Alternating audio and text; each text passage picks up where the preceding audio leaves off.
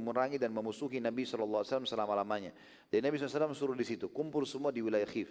Pasukan Islam masuk, kumpul di sana semua, tunggu saya. Seperti itulah. Nabi SAW memerintahkan seluruh pasukan berkumpul di Khif, dan selama perjalanan menuju ke Khif, seluruh Quraisy melihat dari jendela rumah-rumah mereka, pasukan muslimin, dan mereka baru menyadari betapa besarnya pasukan tersebut dan sulitnya mereka bila mereka menghadapi pasukan itu. Saat seluruh pasukan sudah tiba di Khif, maka Nabi SAW mengeluarkan instruksi, jangan bunuh siapapun, kecuali 10 orang. 10 orang ini bunuh dimanapun kalian temukan mereka. Walaupun mereka bergantung di Ka'bah. Memegang kiswah Ka'bah pun bunuh. Di Mekah kan tidak boleh orang membunuh ya. Makanya Nabi SAW mengatakan, sungguh wilayah ini telah diharamkan dan dihalalkan untukku di beberapa waktu saja di siang hari ini. Yang pertama yang harus dibunuh adalah Ikrimah bin Abi Jahal. Tentu nanti masuk Islam radhiyallahu anhu. Ada kisah nanti masuk Islam kita ceritakan insyaallah. Ikrimah bin Abi Jahal ini diperintahkan oleh Nabi SAW untuk dibunuh, wahyu tentunya ya, karena permusuhan terhadap Islam. Ia dan ayahnya yang telah terbunuh di Badr, Abu Jahal. Dan Ikrimah punya andil dalam membunuh 20 orang dari suku Khuza'ah. Tadi kita jelaskan ya, awal sebab penyerangan Mekah kenapa? Pengkhianatan suku apa? Bakar. Baru 1 jam yang lalu. Bagaimana kalau sudah seminggu dan sebulan? Suku Bakar yang berkhianat tadi kan? Kan sukunya namanya Naufal yang mengatakan kepada Quraisy, dukunglah kami. Banyak Quraisy yang nolak, tapi diantara yang dukung siapa? Ikrimah bin Abi Jahal. Sama Safwan bin Umayyah bin Khalaf. Lakukan saja. Gitu kan? Namun akhirnya itu dia masuk Islam melalui tangan istri namanya Ummu Hakim. Nanti kita ceritakan itu. Yang jelas ini kita sebut dulu 10 daftar orang yang harus dibunuh pada saat itu. Yang kedua Hindun binti Utbah. Ini istrinya Abu Sufyan tadi. Ya. Yang telah membunuh Hamzah radhiyallahu anhu di Uhud. Karena dia perintahkan itu. Namun akhirnya masuk Islam juga. Sebelum ketangkap. Dan Nabi SAW menerima masuk Islamnya bersama suaminya Abu Sufyan. Nanti kita ceritakan bagaimana Hindun masuk Islam. Ya. Tapi dia di sini begitu masuk Mekah disuruh serang, bunuh 10 orang ini. Didapat dimanapun tetap dibunuh. Yang ketiga, Abdullah bin Sa'ad bin Abi Syarh. Masih ingat siapa orang ini? Siapa?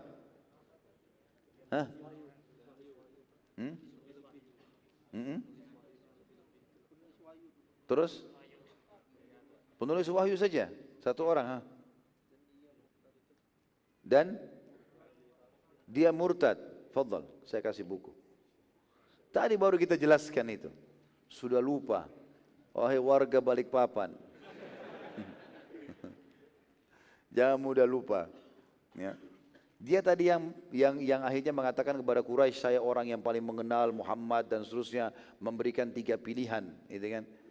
Dan dia pernah masuk Islam, lalu dia sengaja masuk Islam untuk berkhianat. Dia mengatakan dia memalsukan wahyu. Lalu Nabi SAW mengatakan demi Allah dia tidak memalsukannya. Dan perlu digarisbawahi, Abdullah bin Sa'ad ini adalah sepupunya Uthman bin Affan. Bukan sepupu, saudara susuannya Uthman bin Affan. Ini juga nanti dia sempat minta maaf. Ya, dan Nabi SAW sebenarnya menerima maafnya tapi berat sekali. Nanti akan ada kisah yang kita jelaskan juga. Sekarang masih daftarnya dulu. Yang keempat Safwan bin Umayyah bin Khalaf. Anaknya Umayyah bin Khalaf. Umayyah bin Khalaf ini adalah majikannya Bilal dulu. Yang sudah kita ceritakan bagaimana matinya terbunuh di Badar di tangan Bilal radhiyallahu anhu majma'in. Safwan ini juga karena permusuhan terhadap Islam. Ia dan ayahnya, namun ayahnya terbunuh di Badar. Ia masuk Islam setelah sahabatnya yang lebih dulu masuk Islam, yaitu Umair bin Wahab al-Jumahi. Memintanya untuk meminta keamanan untuk dari Nabi SAW, dan akhirnya Nabi SAW menerima. Safwan pun masuk Islam. Yang kelima, yang dari daftar harus dibunuh adalah Muqais atau Mikyas. Khilaf di antara sejarah tentang namanya. Muqais atau Mikyas bin Subabah. Adiknya yang bernama Qais masuk Islam dan terbunuh secara tidak sengaja di Uhud oleh muslimin. Karena pasukan muslimin kacau saat itu. Maka Muqais ini pura-pura masuk Islam untuk menuntut dia adiknya. Adiknya masuk Islam, adiknya muslim. Mati syahid bahkan. Di perang Uhud terbunuh dibunuh oleh kaum muslimin tapi tidak sengaja. Waktu kacaunya pasukan muslimin di Uhud, waktu pasukan pemanah sudah turun, akhirnya pasukan muslimin sempat bertemu dengan pasukan muslimin sendiri yang lagi kumpulin harta ghanimah dengan yang kebetulan mengejar pasukan Quraisy. Ketemu, akhirnya terbunuhlah di situ. Qais ini mati syahid waktu itu, terbunuh. Karena tidak disengaja, di kancah perang. Rupanya Mikyas atau Muqais ini pura-pura masuk Islam. Dia mengatakan, ya Rasulullah, saya mau Islam, syahadat. Lalu dia bilang, ya Rasulullah, ya, sesungguhnya adik saya Qais terbunuh dan ketahuan siapa yang bunuh itu. Sebenarnya ada di antara muslim yang sempat mengatakan kayaknya ini anak panah saya. Maka dia minta diahnya, bayar dendanya. Maka kemudian pun dia dapat dendanya. Setelah dia dapat dendanya, dia pulang ke Mekah, dia iklanin kalau dia kafir, murtad. Maka Nabi SAW suruh bunuh. Yang keenam, Wahsy bin Harb yang membunuh Hamzah ini. Membunuh Hamzah dengan tombak, ya. Tentu nanti juga akan masuk Islam. Bahkan dia masuk Islam dan dia mengatakan, demi Allah tidak ada yang bisa menebus kesalahanku membunuh paman Nabi SAW kecuali aku membunuh musuh Allah. Dan dia membunuh nanti Musailamah al-Kadzab, Nabi palsu. Di zaman Abu Bakar radhiyallahu anhu, dia membunuh, dan uniknya dia membunuh dengan tombak yang sama yang dia bunuh Hamzah di titik yang sama. Setelah dia cabut, lalu dia mengatakan, Alhamdulillah yang telah menutupi kesalahan itu dengan kebenaran ini. Kemudian yang ketujuh, Abdullah bin Khattal. Ya. Kalau ini terbunuh dia. Yang ketujuh ini terbunuh, Abdullah bin Khattal. Nanti kita ceritakan. Yang kedelapan, Ka'ab bin Zuhair bin Abu Zulma al-Muzani. Ka'ab ibn Zuhair bin Abi Zulmah al-Muzani. Ini penyair yang suka sekali menghina Nabi SAW. Ya. Tapi dia Ka'ab ini sempat minta maaf nanti dan masuk Islam. Kemudian yang kesembilan, Habbar bin Aswad bin Muttalib. Ia pernah menghadang Zainab anak Nabi SAW pada saat akan hijrah ke Madinah hingga keguguran. Namun ia juga masuk Islam dan dimaafkan oleh Nabi SAW. Habbar namanya. Yang terakhir yang ke-10, Huwairith bin Nuqaiz. Ia telah mencelakakan Fatimah dan Ummu Kalthum radhiyallahu anhuma dari atas unta Abbas, dan ini terbunuh di tangannya Ali bin Abi Thalib. Ya, jadi ada yang terbunuh tapi mayoritasnya selamat nantinya karena minta maaf. Yang terbunuh pasti Abdullah bin Khattal dan Huwairith bin Nuqaiz. Baik, setelah instruksi itu keluar, para sahabat keluar mencari 10 orang ini. Menyebarlah pada saat itu. Ya. Ayah Abu Bakar namanya Abu Quhafah. Abu Quhafah waktu itu tua sekali. Abu Bakar sudah sangat tua. Waktu menjelang pembebasan kota Mekah ini, umur Nabi SAW itu sudah mencapai 62 tahun. 61-62 tahun. Jadi Nabi SAW sudah mendekati mau meninggal. Abu Bakar cuma beda 2 tahun dengan Nabi SAW. Kalau Nabi 62, Abu Bakar sudah 60. Berapa umur ayahnya? Sudah 80 sekian, 90 tahun. Semuanya rambutnya putih, alisnya putih, jenggotnya semua putih. Abu Quhafah itu sudah sangat tua dan matanya sudah rabun. Waktu itu kebetulan dia tidak tahu informasi tentang Mekah ini, apa yang sedang terjadi. Dia sering jalan dipegang sama satu budaknya. Maaf, riwayat lain menyebutkan cucunya, tepatnya cucunya lah. Ia bertanya kepada cucunya, apa yang kau lihat wahai cucuku? Cucunya mengatakan, aku melihat kehitaman yang besar, pasukan banyak masuk, gitu kan?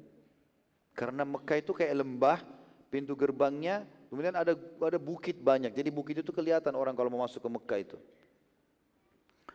Maka cucunya mengatakan, aku melihat kehitaman yang besar. Kata Abu Quhafah, itu pasukan. Apa yang kau lihat sekarang? Kata cucunya, aku melihat hitam itu terbagi menjadi 4 bagian. Abu Quhafah berkata, itu pembagian pasukan menang. Kalau sudah dibagi jadi 4 bagian berarti menang. Gitu. Ia kembali bertanya, apa yang kau lihat sekarang? Kata cucunya, aku melihat sekarang pasukan hitam itu atau lihat hitam itu bergerak menuju masuk ke Mekah. Abu Quhafah berkata, sekarang akan terjadi pembantaian, maka segera kita menuju ke rumah. Karena Abu Quhafah sangat tua, maka ia belum sempat masuk ke rumahnya, sudah ketangkap oleh pasukan muslimin dan akhirnya menjadi tawanan. Pasukan yang menawan Abu Quhafah membawanya kepada anaknya Abu Bakar radhiyallahu anhu, dan akhirnya Abu Bakar membawa ayahnya Abu Quhafah ke hadapan Nabi SAW.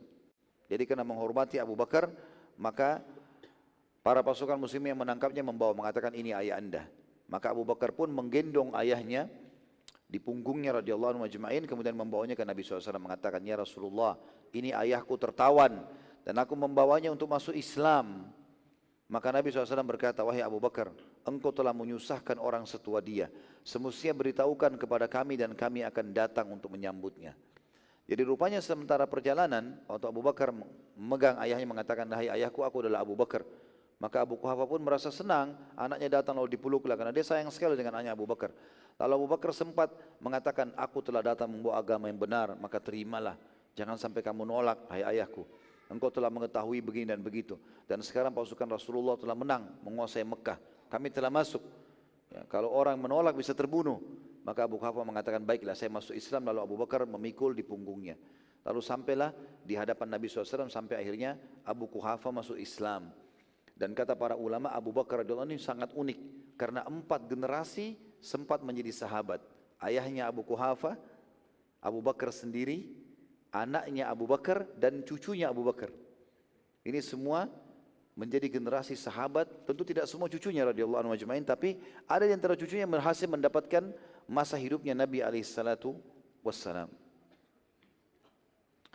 Abu Bakar berkata, tidak wahai utusan Allah, tetapi anda yang pantas untuk didatangi. Maka masuk Islamlah pada saat itu ayah Abu Bakar. Pada saat itu Nabi SAW melihat Abu Quhafa penuh dengan rambut putih. Rambutnya panjang, gondrong, kemudian putih. Alisnya putih semua, jenggotnya putih semua. Maka keluarlah hukum pada saat itu mewarnahi rambut. Kata Nabi SAW, bawalah hai Abu Bakar ayahmu ini kepada istri-istrinya dan suruhlah mereka mewarnahinya. Dia disuruh mewarnai dan Nabi SAW mengatakan juga warnahilah rambut dan jenggot kalian yang sudah putih, ya, karena Yahudi tidak mewarnahi. Tapi kita di sini disuruh mewarnai bukan warna hitam, tapi warnanya coklat atau kemerah-merahan. Ya, itu yang disunnahkan oleh Nabi SAW. Lalu pada saat itu pun dibawalah ayahnya Abu Bakar dan sudah selesai kisah dia. Pada saat pasukan memasuki Mekah, Nabi SAW menundukkan kepala beliau. Waktu sudah lihat Ka'bah, menundukkan kepala beliau dan dari depan, seluruh pasukan menyebar, lalu kemudian membelakangi atau berada di belakang Nabi SAW. Waktu melihat Mekah atau Ka'bah, masuk di pintu gerbang, kemudian mendekati Ka'bah, Nabi SAW menundukkan kepala.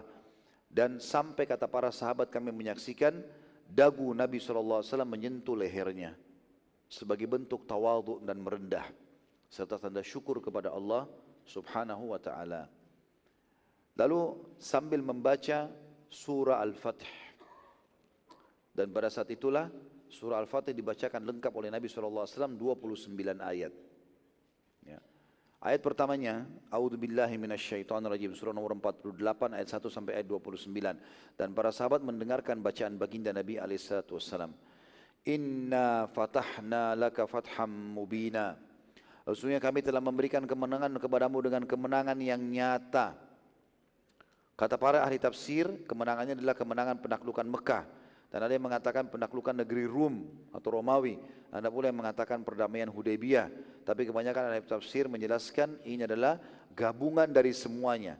Dari ya, pembebasan Khaybar, kemudian pembebasan kota Mekah, setelahnya ada perang Hunain, setelahnya ada perang Tabuk.